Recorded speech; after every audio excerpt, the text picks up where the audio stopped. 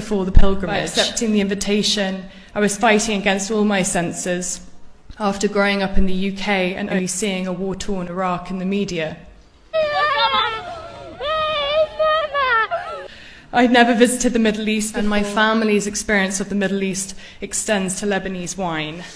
I'm a photojournalist. I'd been working for 3 years. I accepted to walk Arbaeen as it was the most positive, peaceful story about a misunderstood religion in a country and region that had been historically reported negative.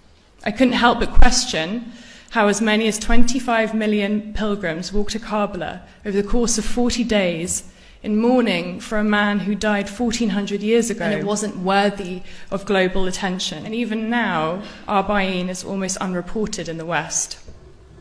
And so there I was at Najaf airport with a team of Iranian and Iraqi filmmakers preparing to make a documentary on Arbaeen.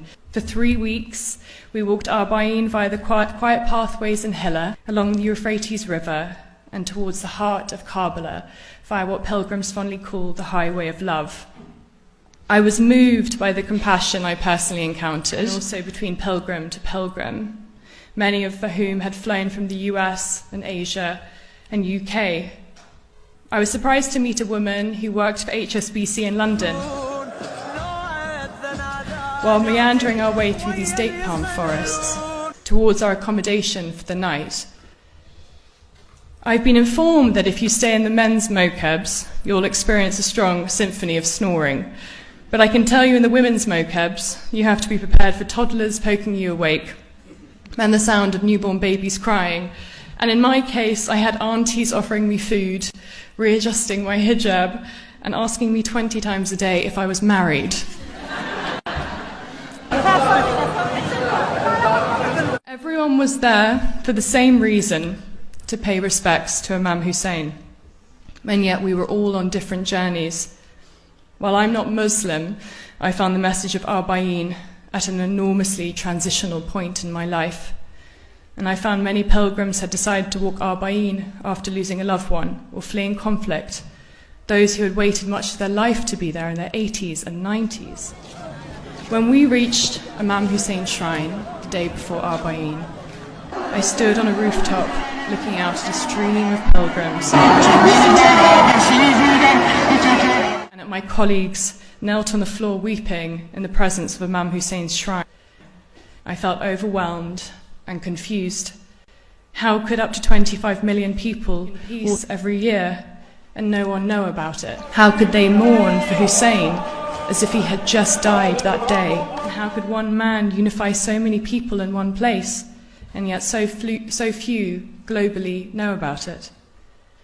This is something I continue to reflect on in Iraq as we finish filming, and when I returned back to the UK. I spent 2018 deeply frustrated by the contrast between my experiences and what the British media spouted. While Arbaeen is no doubt a time of deep mourning, there is so much joy to be found too.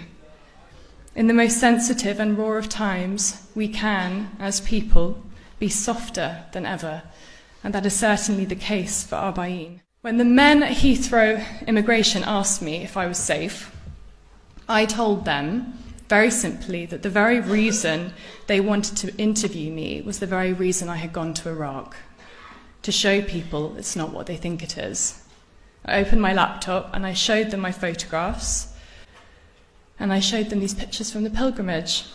They started to ask me about Shia Islam and what Iraq was like, and in that moment, 3 non-Muslim male police officers apologized for making the assumption that I was in danger simply because I'd been in Iraq.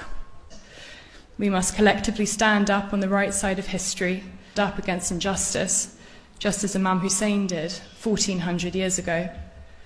There's no more important message in my life to share than this.